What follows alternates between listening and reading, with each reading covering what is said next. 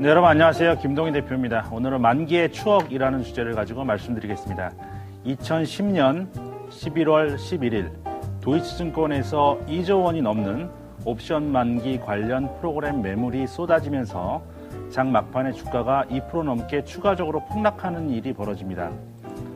투자자들은 이날의 사건을 옵션 테러라고 일컬었습니다. 파생시장이 외국인들이 절대적인 영향력을 행사하면서 손쉽게 돈을 챙겨가는 놀이터로 전락한 상황에서 이같이 한 국가를 상대로 저질러진 어이없는 만행에 대한 분노의 표현이라고 할 수 있겠죠. 그로부터 하루가 모자란 1년이 지난 어제 또다시 그날의 아픔을 추억하게 하는 일이 주식시장에서 벌어졌습니다. 이날도 그날처럼 옵션 만기일에 장 막판에 프로그램 매물이 쏟아져 나오면서 안 그래도 폭락 중이던 주가가 15포인트 이상 추가 하락하는 일이 벌어졌습니다. 이태리발 악재와 옵션 만기가 겹친 이날에 하필이면 공매도 재개라는 이벤트가 위기 진앙지인 국가들보다 더 큰 충격을 불러온 것입니다. 피할 수 없는 이벤트 두 가지를 제외하고 공매도 재개가 하락에 힘을 실어준 것은 분명해 보입니다. 오비일학, 우연의 일치라고 치부할 수도 있는 일입니다. 그러나 오얏나무 아래에서는 갓을 고쳐 쓰지 말라고 했습니다. 한국 주식시장에서 공매도가 외국인들의 전유물인 상황에서 국내 투자자들에 대한 정책적 배려가 아쉬운 대목입니다. 같은 날 들려온 프랑스가 공매도 금지를 3개월 더 연장했다는 그러한 뉴스는 더욱더 뒤를 씁쓸하게 하고 있습니다.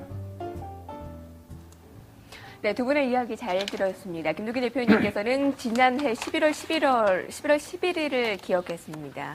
그날도 빼빼로 데이였겠죠. 우리에게는 도이치 증권의 강력 매도 충격으로 다가왔던 그게 벌써 1년이나 지났나요? 참 시간이 빠르네요.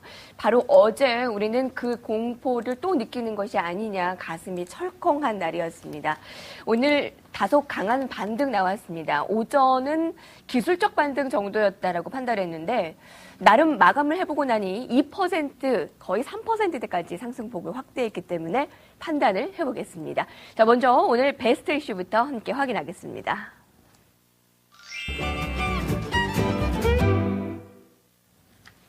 먼저 속보 전해드려야겠네요. 하이닉스 우선 협상 대상자로 SK텔레콤 선정이 됐습니다. 11월 14일 하이닉스 이사회 신주 발행 결의 후 SPA 체결 예정입니다. 자, 코스피 지수가 2.77% 50포인트의 강한 상승을 나타냈습니다.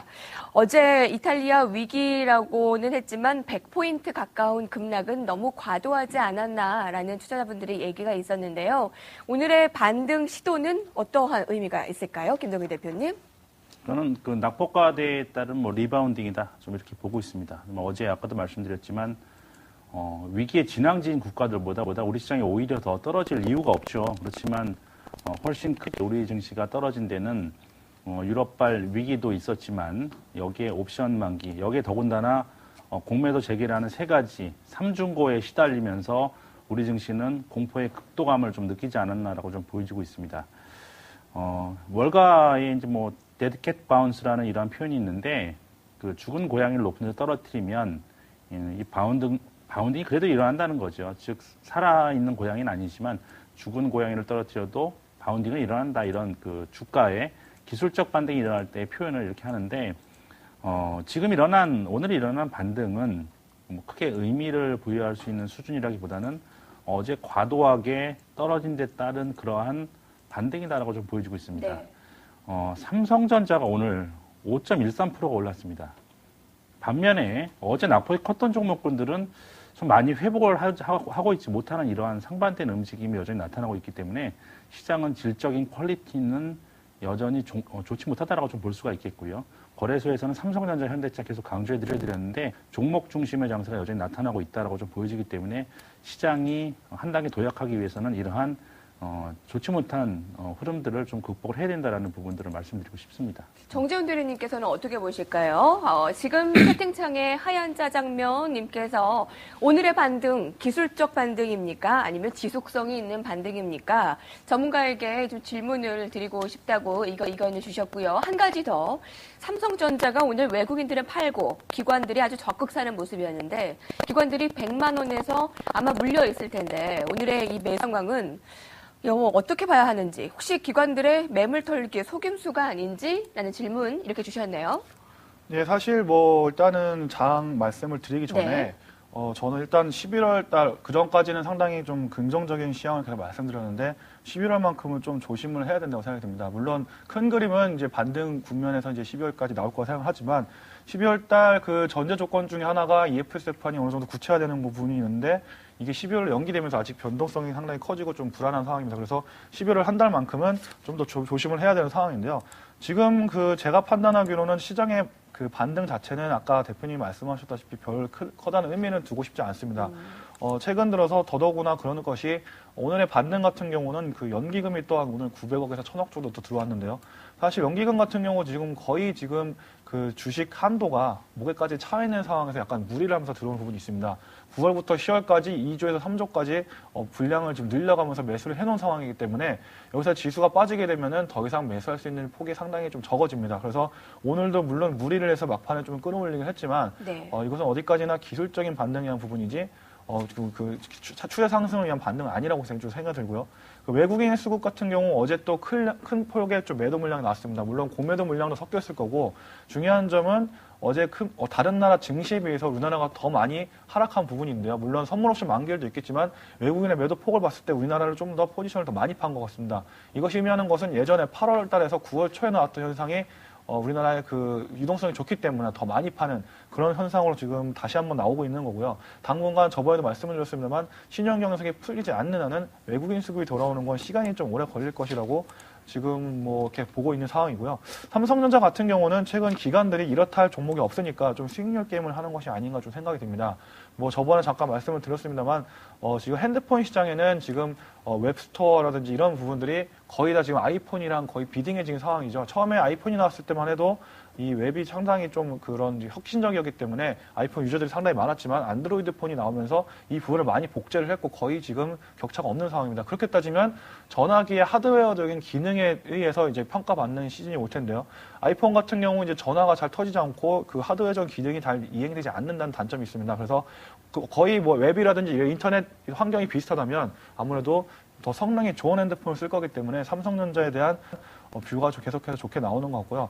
말씀드린 그대로 기관들은 지금 살 수 있는 종목이 없기 때문에 그래도 수익을 내야 되는 상황이라서 제일 확실한 종목에 좀 집중을 하는 상황인 것 같습니다. 네. 두 분께서는 오늘의 상승을 아주 큰 의미를 두지는 않는데요. 기술적 반등 정도인데 다음 주까지 연속성이 있느냐 더 살펴봐야 할 것 같습니다. 자, 삼성전자 얘기가 나와서 말인데 같은 증권사에 있는 전영진 대리는 이 전방산업인 삼성전자를 비롯해서 휴대폰 부품주 이 LTE와 관련한 종목들을 굉장히 관심을 갖고 있더라고요. 갑자기 생각이 나서 얘기를 드립니다. 굉장히 확신하고 있기 때문에 여러분들도 좀 기억을 하실 것 같고요. 아까 외국인 얘기를 해주셔서 말인데 혹시 8월, 9월에 외국인들 매도 강한 폭탄이 있었던 그 외국인들의 매도 장세가 또 일어나는 것이 아니냐, 재현되는 것이 아니냐라는 우려감이 있었거든요. 어제 외국인들 매도 오늘까지도 이어졌습니다. 그럴 염려는 어느 정도로 있는지요? 사실 저는 그 외국인들 수급은 10월 달에 장을 끌어올렸죠. 외국인들하고 기관이 장을 끌어올렸고 걔네는 네. 계속 매도를 했었습니다. 근데 11월 들어서는 이제 혼조세를 보이다가 어제 오늘의 흐름은 시장 전반적으로 외국인들의 매도세가 좀 강해졌다라는 부분보다는 시장에서 업황이 약한 종목에 대해서 오히려 이 공매도와 대차 거래 물량이 상당히 좀 쏟아져 나온 것이 아닌가 좀 이렇게 좀 보여지고 있습니다. 그래서 지금 순수한 외국인들이 시장에 대한 매도보다는 지금 오히려 하락시에 수익을 노리는 좀 포지션을 취하는 것이 아닌가 좀 이렇게 들고요. 이런 단기적인 부분이다라고 좀 추세적인 부분이라기보다는 수급적 측면에 있어 외국인들의 매도는 단기적인 부분이라고 좀 파악을 하고 싶습니다.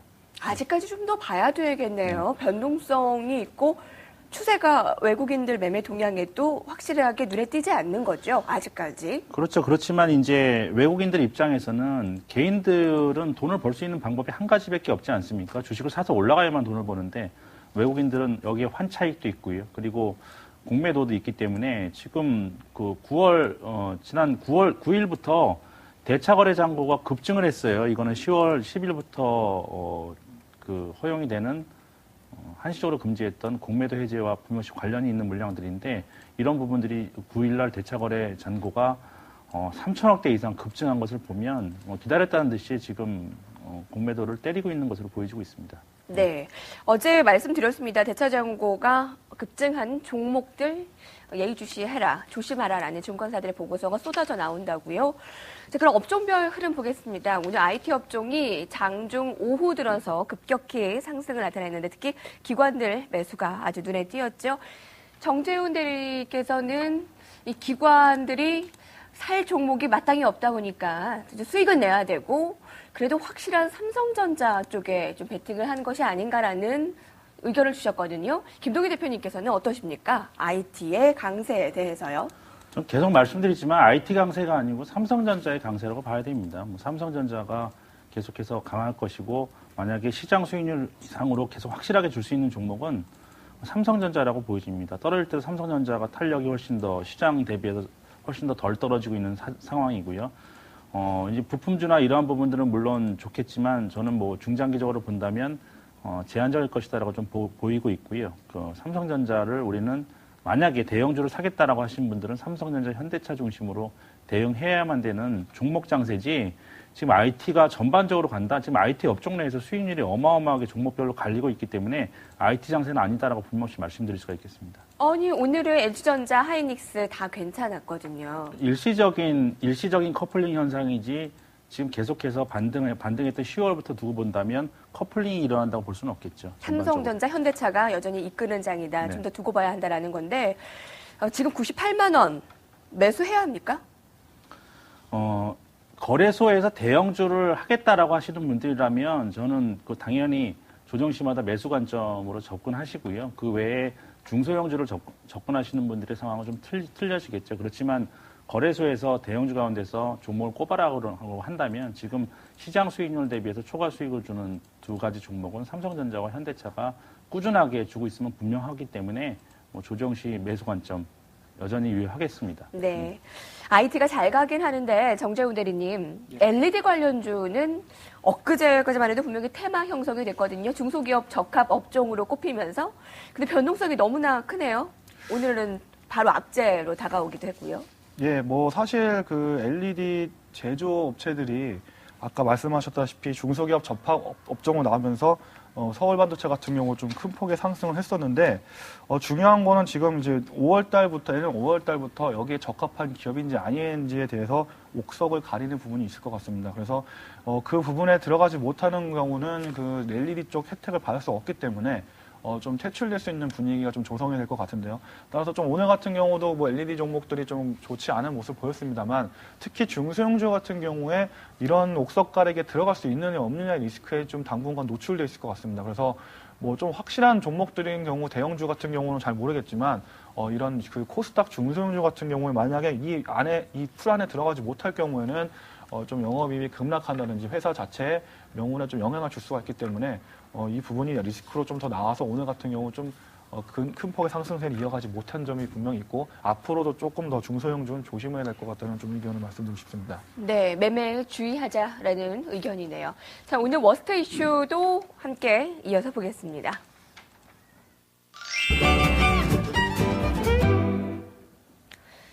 이탈리아 국채금리가 어제 7%를 넘어서면서 심리적인 공포감이 조성됐죠. 우리나라 증시 100포인트가량 급락한 주 원인이 되기도 했고요. 다행히 7% 아래로 내려가며 하루 만에 안정세를 찾았는데 문제는 이번에는 프랑스입니다. 이탈리아 국채를 가장 많이 보유한 프랑스가 가장 심각한 타격을 받는다인데요. 또 오늘 아주 심각한 해프닝도 있었습니다. S&P가 프랑스의 신용등급을 강등했다라는 잘못된 보도자료를 실수로 배포하는 일이 있었는데 투자자들은 아니 땐 굴뚝에 연기나랴라는 인식이었어요. 자, 이렇게 잠잠해지기는 뭐 쉽지 않을 것 같은데 어떻습니까? 결론만 놓고 말씀을 드리면은 프랑스가 신용등급을 하게 될 경우에는 상당히 시장에 큰 충격으로 올 수가 있습니다. 왜냐하면 지금 그 문제를 해결할 수 있는 카드를 갖고 있는 나라가 독일과 프랑스인데 이 중 하나가 신용등급을 하향해야 될 경우에 자국에 문제가 올 수 있기 때문에 이런 유럽 안건에 대해서 좀 앞으로 펼쳐나갈 수 없는, 그러니까 목덜미를 잘 피는 부분이 되기 때문에 독일이나 프랑스 신용등급이 하락하게 될 경우는 상당히 큰 문제가 될 수 있습니다. 그리고 S&P가 지금 보도를 잘못해가지고 정보가 흘러나갔다고 하는데 이것은 제가 그냥 판단하기에는 아예 없는 얘기가 나온 것 같지는 않고 그 내부적으로 좀 어느 정도 부정적으로 생각하고 있는 그런 정보라든지 이런 부분이 생각났다고 좀 볼 수가 있겠습니다. 그래서 분명히 좀 여기에 대해서 조금 검토를 하고 있는 것 같고요.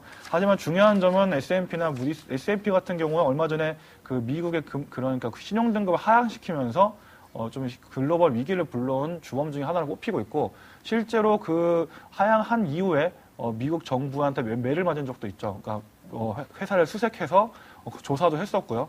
또한 이제 회장도 바뀌는 좀 이런 좋지 않은 부분도 겪었습니다. 그래서 어느 때보다 지금 좀 더 위축되어 있는 상황이기 때문에 프랑스 신용등급을 내리는 강수를 두기에는 상당히 좀 힘들 것이고 어느 누구도 원하지 않는 결과이기 때문에 얼마 전까지 프랑스 은행 등급은 내렸지만 국가 신용등급 낮추지 않았었습니다. 보통 국가 신용등급이 내려가고 은행 신용등급이 내려가야 되는데 이 부분을 알기 때문에 지금 신용평가사들도 좀 조심하고 있는 상황이라서 그런 가능성이 크게 될 것 같지는 않다고 지금 보고 있습니다. 네.